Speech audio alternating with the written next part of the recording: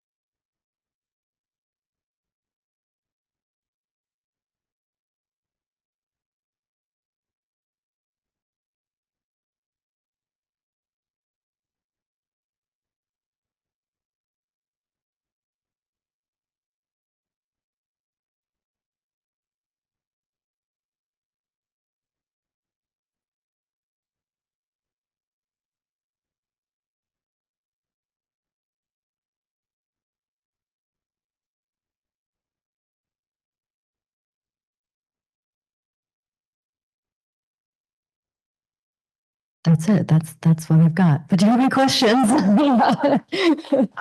Happy to answer any questions. I teach at the University of Florida and I teach AI in the arts. So happy to take questions either about, the stuff that I shared or if you have any questions also as a teacher and educator too, since I do a bit of that.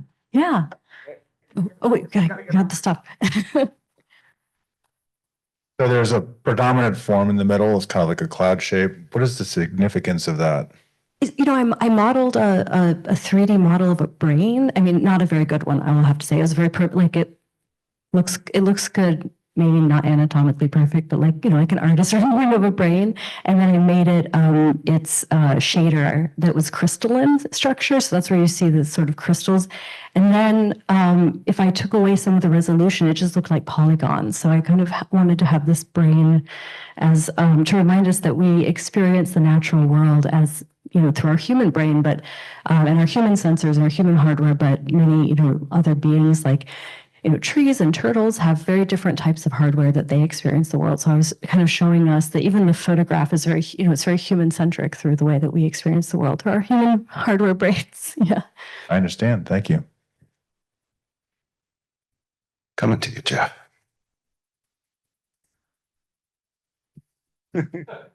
Building the suspense.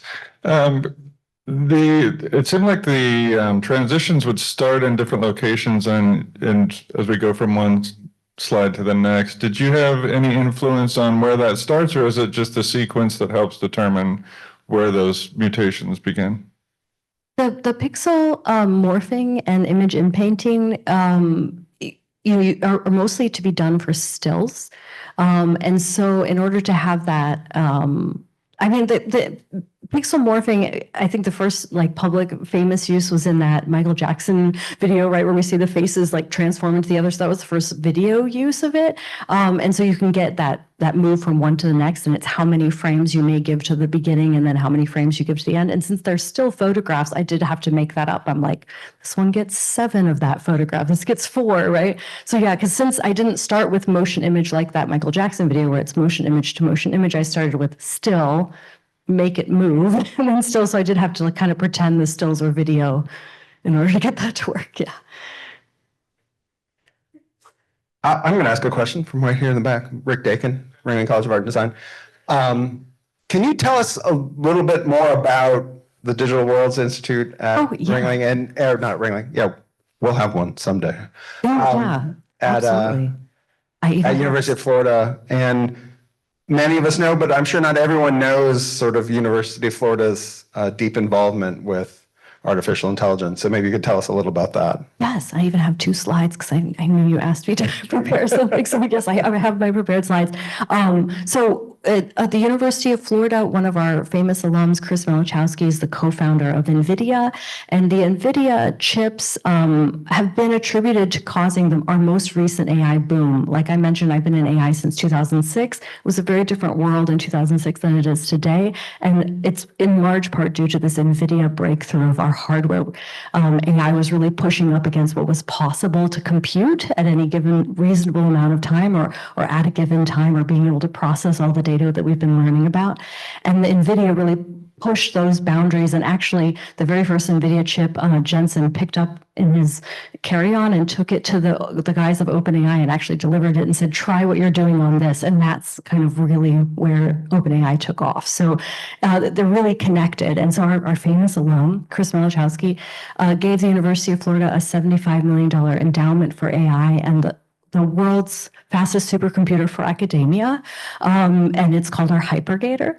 And it kind of grows in its efficiency each year as well, and its size. And so it's this big, fan-cooled space I get to take my students in and walk around in. And the students get to use it to train their own models. And so with this $75 million endowment, he also, and the university, pledged to hire 100 leading faculty in AI. And that was across every discipline. So if you were a dance department, you have now a dance AI person. If you're a law department, you now have, well, they have actually a couple of, a few lawyers who are legal scholars and AI experts. And they ended up actually hiring over 200. So their goal was 100, but it's actually over 200. I am the AI and the arts, right? That's me. I'm that one. And there are 4 of us that were hired in the College of the Arts, one in theater and dance, one in art history, one in music, and then, I'm like the fine art person. So that's a little bit about the broad goals of the University of Florida when it comes to AI. We're all in on AI. That doesn't mean we don't have really diverse opinions. We do. And that also doesn't mean that all 100 or 200 of us are cheerleaders for AI. A lot of us are interrogating ethics, are challenging notions, or are pushing backs against what people accept or assume about AI. So that doesn't, we're experts. That doesn't necessarily mean we're cheerleaders, right? Which I think is great. So we got a lot of healthy debates. And it's funny because I teach, my classes are AI, and I too get asked, do you want to have it like the turned in for your students? And I'm like, but I'm teaching them how to use these systems. So even there within our university, we're still having those conversations around, every professor is allowed to decide in your own classroom if you want your students to use AI or not. Even though we're all in on AI, that doesn't mean every modality is accepted in every classroom. There's still quite a bit of diversity there. But you asked me to talk a little bit about we have a master's of digital arts and science at the University of Florida in the Digital Worlds Institute. And so I wanted to just talk a little bit about that because I myself, when I ran my first AI lab on Wall Street, I hired an amazing Ringling alum, and she was just an incredible machine learning scientist. And so I did want to encourage you, if you have students that are looking for a simple master's degree, we might be a good option for you. This is a little bit of the technical skills that they'll learn: game engine and development, software and hardware integration, visual design tools, which of course you've all prepared them amazingly well, UI, UX, audio, digital compositing, digital storytelling, project proposals, production pipelines. And this is a little bit of just how short and quite quick it is as a master's program. There are no GRE scores needed. It's a 1-year program, and it's a master's in digital arts and sciences. My students that are in this program come from animation backgrounds, CS backgrounds, and everything in between. So it's very diverse, and they create projects either solo or as a group. At the end, it's very accelerated, which is, I think, why you wanted me to share it, because it can be an option here in the state of Florida. Yes. Oh, you're just stretching? Okay. I busted you stretching. No. Hi, Marty Murphy from the VR department. We're very happy with one of your graduates, Justin Gass, who's teaching one of our adjunct classes right now in programming. So very grateful, and we hope that we can direct more students to your program. I asked John earlier about, any trends that he sees in the students that are coming to USF. With this major initiative and the big cluster hire for AI, has there been any change with what you're seeing with students? As I understand it, the undergraduate program gets something like 50,000 applicants or something. It's insane. But I'm curious from your perspective. Yeah, and we're down in acceptance every year, which, it can be good and bad depending how you think about, inclusivity and whatnot. I teach classes, obviously, that are in AI. We did create an AI certificate for our undergraduate students, very similar to the one that you have here. I just copied yours. I wasn't going to say that. You're very generous. But we're hoping to make a master's certificate. There is a school-wide undergraduate one. We made one specifically AI in the arts. But our goal is to start certificate, then minor, then major, then department when it comes to AI in the arts. But that doesn't answer your question specifically about the students. I'm now teaching Gen Alpha. This is my first time teaching Gen Alpha, and it's hard. It's still early in the semester for me to tell how different they are from Gen Z. But I will say that I poll my students quite a bit because I want to learn about them. I also have quite large classes. Some of my classes are 135. We're trying to scale that to 600. Some classes are smaller, like 20 or 30. But when I have these really large classes, I love to poll them and just ask them. And so I'll say, how many people in this room have heard of Adobe? No one raises their hand. And this is my 135 freshmen that I'm talking about. And I say, okay, who's heard of Photoshop? And someone goes like Photoshopping? And I'm like, okay, yeah. I guess that counts. What does it mean? And they're like, I guess to change an image. I'm like, all right, interesting. So it's not like a verb. It's not and then I'll say, name the other Adobe products. And they're like, no, no, no. And then I'll say, okay, well, if you were going to make something, how would you make it? And they're like, I guess C++ or Python, or, they have these like kind of computational ways, or Google Docs or Google Slides. And I say, well, if you were going to make a poster, what would you use? And they say, I would use Google Slides, or I would use Midjourney or ChatGPT, or I would use Canva. They use a lot of Canva. So my students have different background when it comes to their visual language.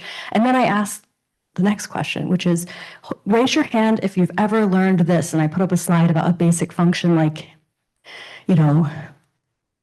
what is a for loop? Or, how would you code? It's something very simple, like the first day you may learn in coding class. I put that up on the wall. How many people have seen something like this? You know what this means. You're going to laugh if I try to teach you because it's so boring and you already know it. And they all raise their hand. And then I say, okay, take your hand down when I say the year you learned this. And I'm like, it was this year. No one takes their hand down. And then I say like senior year, junior year. And I keep going and hands go down. But then people remain up like at third grade that they learned that. So a lot of them are learning to code so young that a lot of people ask me, they're like, well, how do you teach your artists to code? I'm like, that wasn't my job. That was their third grade teacher. But then some of them don't, right? Some of them drop their hand because they just learned that, right? So very diverse when it comes to their computational backgrounds. But I have yet to have a student who says, I don't know what that is at all. They're like, oh yeah, that coding thing. I only did that in middle school. I don't know, but they know it a little bit. They have a foundation. So that's interesting. Other questions? Yeah. Me. That helped. Danielle Glacier, Ringling alumni. My question centers more around the fine arts part and how your roots inform your images, and specifically this film that we just saw. So much for that question. Like most artists, the sort of soil that you grow in starts off with your family. And my mother is Seneca Cayuga Nation of Oklahoma. We're originally from the upstate northern woodland area. Haudenosaunee is our confederacy. And she is a storyteller in our tribe. And so a storyteller is like part performer, part writer, part educator, but it's also kind of part politician because the elders decide who gets to tell the stories and if you're worthy. And it's somewhat kind of a consensus elected position as well. And then she's given the stories, and it's her job to not tell them the way her predecessor told them, but to tell them in a way that is important to this generation, to the generation she's teaching and she's talking to. And then my father worked at Kodak, and he helped build the first digital camera in his innovation lab there. So immediately my mom is teaching me like oral history. That's something that is given under a sort of type of communal residency system as your way of telling stories, but telling them in a new way for a new generation and keeping those values that are core to that mission about what our society believes in, what we want to have for the next 7 generations, which is part of our philosophy. So we think of the 7 generations preceding influences everything we do now, and everything I do now has this lasting impact for 7 generations. And then my father is there with Kodak creating the first digital camera, which famously, I don't know if you've all heard this, they were not interested in, right? They said, yeah, thanks, but no thanks, and kind of canned his project. And that technology ended up, of course, succeeding in other companies, and now we have digital cameras. But he was always telling me, okay, if you want to draw with a piece of paper, why don't you learn how to do that with this computer, which meant I had to kind of code like, at that time we had code books that were like printed out, and I would have to type out like the entire code book to get it to make a drawing.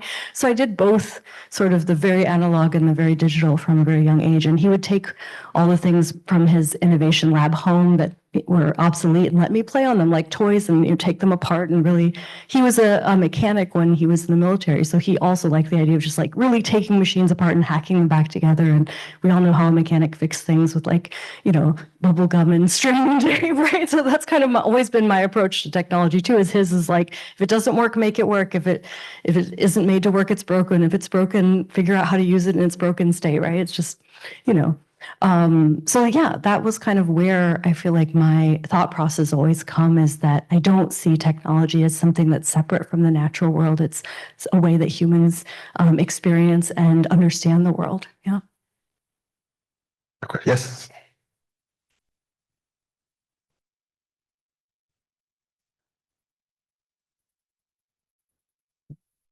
Hi, I'm Lisa Horvath. I'm Ringling alumni also, and I enjoyed your I would like to be midnight, I would like to be sky. And I wanted to say you have a beautiful voice. And also, how many photographs did it take for you to produce that? Thank you so much. Yeah, I should mention that too, because my dad worked at Kodak, and so we lived in Rochester, New York, and I went to the Eastman Conservatory of Music for Opera, and that was my first formal training. So my first formal training was not in computer science or art, but in opera. So I love to kind of connect the human voice to my work. The amount of photos for this film, I think it was kind of low. It's like 70. It wasn't an enormous amount. I think overall I might have taken a couple hundred photos on the trip. Also not very many. If you consider most photographers, it's like thousands. You take thousands and thousands in a single day even, but I only took about 100 because I was really enjoying the experience. And we really only stopped and took a photo when it was like, I really wanted to. So each of those places kind of had an intention behind them. So not a large amount of photos, yeah. Questions? Well, think of some. I have one.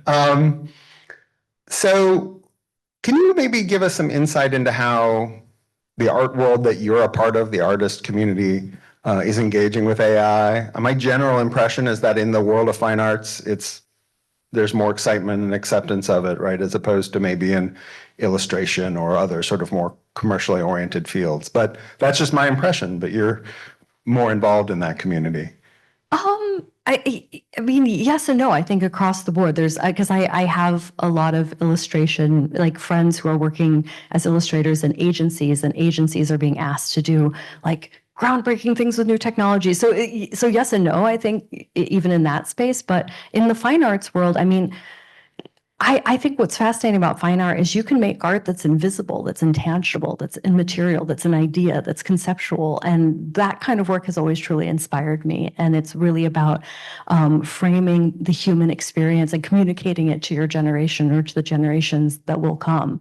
And for that, AI poses really relatively no difference from the beginning of modern art, right? Where it's saying like, you know, Duchamp is saying, why can't this ready-made object of a toilet in a gallery make you feel or think or do something, in which case it is art, because that's art's role.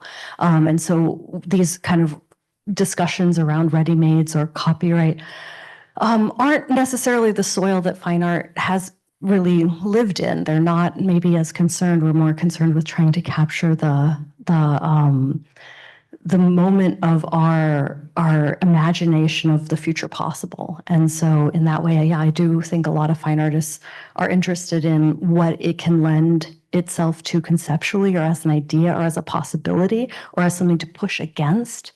So yeah. Other questions? All right. Well, I will ask another question. Oh, yes. Oh, no, great. Even better. Sorry, LaTanya. Okay. My apologies. Hi, LaTanya Hicks from Pinellas County. I'm a public school teacher. So when I think about my own experience of photographs, the tangible object, you know, and you compile them, you have this box of photos, you look back at it, you don't remember anything. You know what I mean? From being a kid. I kind of think to myself, and it made me look at your work and say, first of all, do you have that experience? Do you look at your film as trumping the memory of the tangible object? Like, does it become something new? Or is it like a transformation of the object? Is it a new creation? Like, how do you feel about where your memory of the moment lives? Does that make sense? No, absolutely. And I think a lot of artists and some of my dear friends work in as the primary subject matter or object within their work is the archive, whether it's a personal archive or whether it's, you know, something written about by philosophers like archive madness and things like that, where we can have this sense of misremembering, remembering, and then where is the real within that scope. For me, you know, I've been working with AI for so long.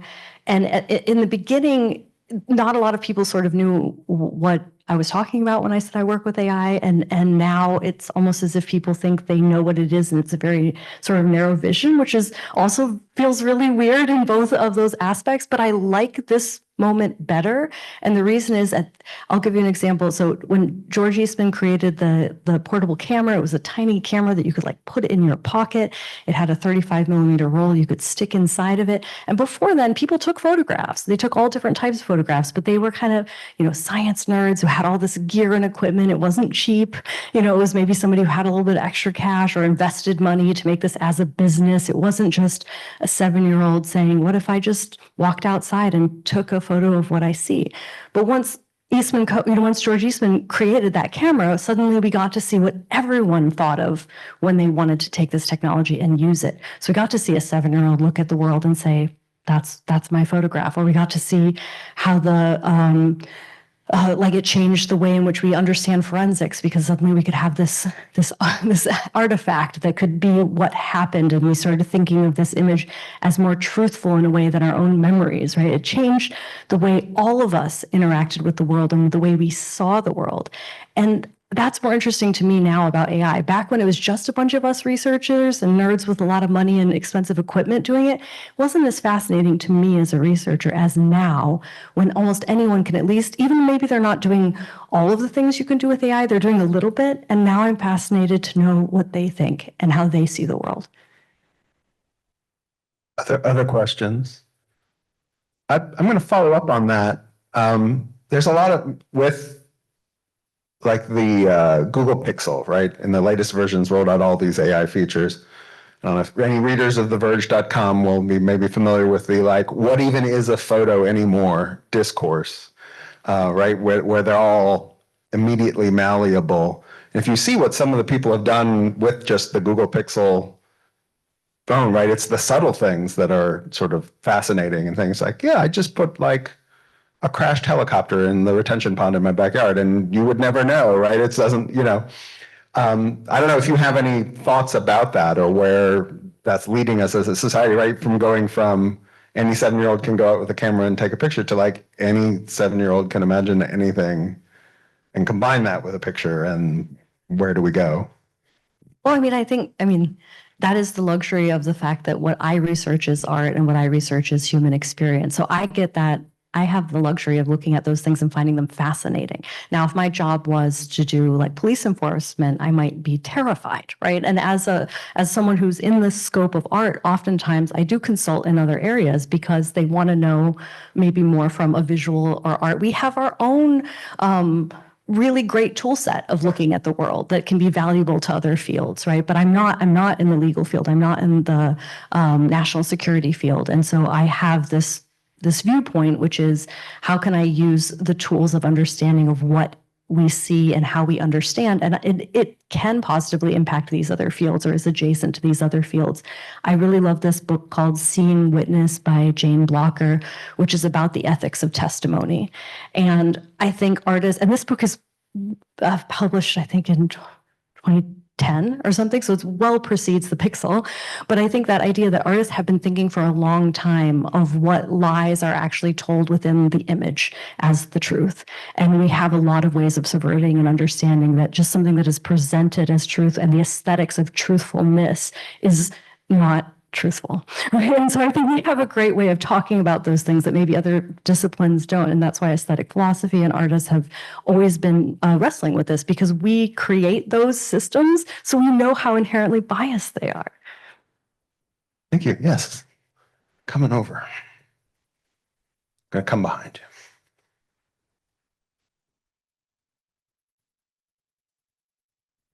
Hello, me again. At the risk of not getting political, but knowing from your background and what you shared, and without making too many assumptions, but I imagine you in the Gainesville area and knowing the fight for our water. Have you expressed yourself in that way using the water of northern Florida, the beauty of the springs, that area? I'm just curious. No, it is so beautiful. I'm actually a member of the Water Institute at UF. And of course, it was mentioned that I run the AI Climate Justice Lab, which I didn't really talk that much about today. But one of our primary research areas is in water. And so what we are talk to me about water as a collective of machine learning scientists, artists, musicians, and water scientists and water data publication experts to look at how science storytelling can include diverse voices, so that we can talk to scientists and have artists work in service of their research, but also have research that can give feedback to the artwork. Some ways in which we may use AI is we can use deepfake technology to show people what a river may look like with a 2-inch decrease, which is often hard for people to understand. If you say, well, climate change is going to make this river 2 inches higher, people say, well, that's not very much. And you're like, actually, that's catastrophic. Like, these are the amount of buildings that will not be there anymore, or that, and so visualizing that can be really impactful for people. Some people in the Water Institute use AI to study ice caps melting, to understand the way that water contamination works. There are a lot of people at the University of Florida that work in water environmental systems and have, I don't know, definitely 40 or 50 years on me and their type of activist work that they're doing and communicating with the community. I think all of us here in Florida know that a lot of the environmental protection measures that California passed were based on our laws here that we passed first. So the type of water conservation scholarship and activism and community organizing in Florida has been pretty inspirational to me. Yeah. Other questions before I slip one in? Another thing that I mentioned from reading your bio. Oh, did you see one down there? I'm sorry. All right. Just like giving you a workout every time. That's fine. I could also just walk it. I don't know. I could also be running around. I don't know what I'm doing. I don't know. I just want to compliment I feel like I'm in a game show or something. You do a great job. Thank you. So you keep answering the questions that I have before I ask them. And and you said a few things that I find really interesting, and they've been on my mind. And as someone in the realm of like what we'll call fine arts or studio arts, and a professor at New World School of the Arts, so colleagues with UF. And there's ideas of truth, of testimony, of storytelling, and how the image does that, or how the work of the artist, the practice of the artist, is really engaged in that. It's more of just throwing something out there, and I'll try to formulate it as a question. But I'm so interested in how this continuing conversation that's been around for a very long time, as you said, about what is truth, and the sort of philosophical question as different than fact, the framing of the image, and then the extension of that into 3-dimensional or 4-dimensional or whatever dimensional we want to talk about. I feel like I look at my own kids, and I see their relationship to information as they try to navigate fact, and to try to understand something like truth, and being like Gen X, going through that period in art education when we were really being presented with this idea of postmodernism and plurality and multiplicity. I look now and I try to think of our students and what is their relationship? Like, how does this, I'll use this term, but I don't think it's a good one. How does this onslaught of information that has been so heavily manipulated, how does it affect their understanding of truth, their relationship to fact and fiction? I think of propagandistic approaches of just showering information, and not even talking about politics. I'm just talking about a kid having to sort through millions of images in 1 week, and so maybe the question for all of us is how is this going to shift for those of us in academia? How does it shift our relationship, our role as professors? I think of the generation before me, the baby boomers, when my parents were in college, the role of the professors still seemed to be about disseminating information. And because information was held in very specific institutions. And for me as a professor, I've always thought of myself as helping people to navigate through information. They have a lot of the same information that we have. How do you help someone to navigate through? And with this exponential technology just hitting us like at hyperspeed, and thinking of things written in the 1930s about acceleration, like I wonder, like how is our world changing? What is going to happen for us in the classrooms? Like as people helping these younger generations sort through all this stuff, and how can we? And I'm interested because of where you're working. How can we like sort of predict what the need is and be ready for them? Wow. No, thank you so much for sharing that. I think for me, I try to do as best I can to demystify the systems that present them information. And I'll give you an example. Oftentimes I'll ask my students these kind of questions about how do you know if something is real, or how would you, if you use ChatGPT and it gave you citations, how would you know that they're real and they're authentic? If they're real and authentic, why are they good? If they're good, why are they truthful? If they're truthful, is it your worldview and do you believe, like these kind of statements? And I'm not a philosopher. My husband teaches philosophy and rhetoric, so I'm like trying my best to kind of help them frame. But what I'm good at is like that mechanic is showing them the guts of it. And I'll give you an example, like Wikipedia, they might say, well, I think if ChatGPT gave me a link to Wikipedia, then that would obviously be true. I said, okay, how does Wikipedia work? And they're like, I don't know. And I'm like, let me show you. Let me teach you how Wikipedia works. So a whole group of people have to agree that something is true, and then they can make all these revisions. And if a whole group of people don't agree with something, then that just isn't true. And they were like, what?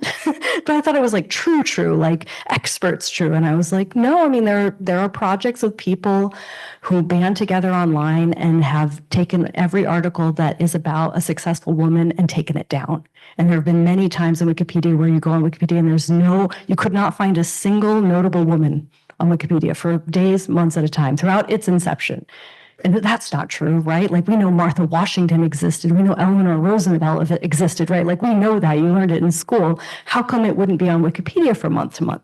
Because the consensus that can happen online is how Wikipedia works, not actually this, like, how do you think it works? And so like just kind of going through that with them helps them understand where their values are and how they can find research that aligns with their values and maybe pushes their values too, like helps them to understand, okay, if your values are here, what do you think of this outline case? And we talk about those things. But for me, I try to give it more the mechanical approach of being like, tear as many of these things open so you can see, like, how does Twitter work? What is the algorithm feeding you?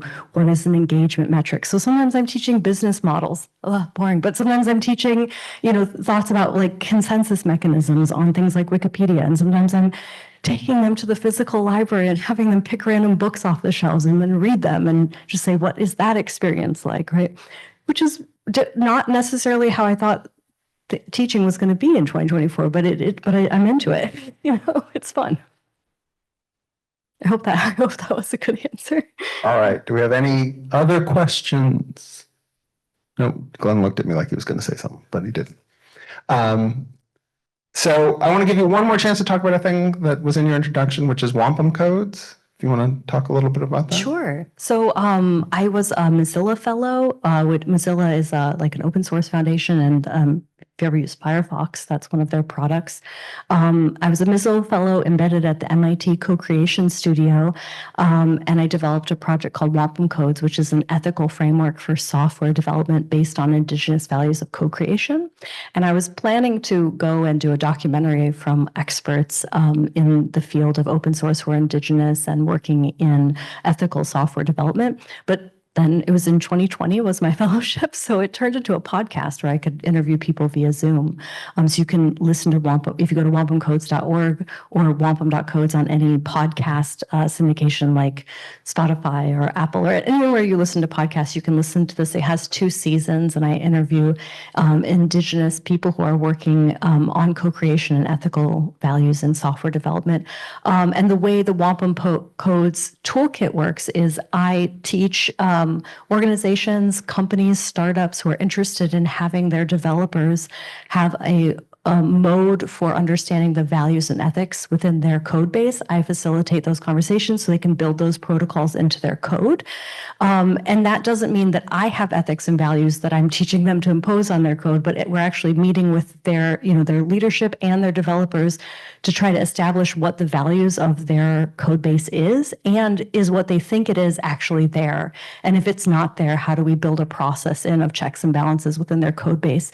Because I say that, we live our lives according to a moral code, but it's time to code our morals. So oftentimes, developers don't feel empowered when they see the way in which a code base may be used unethically. They don't have a protocol or even feel empowered to do anything about it. They're like, down the line somewhere, someone in our company in ethics is going to check this, but those people often maybe don't know or see it as soon as the technical people. So I'm trying to empower really the developers to be able to say, I think I know that someone could use this in this way, and this is the way that we could prevent that.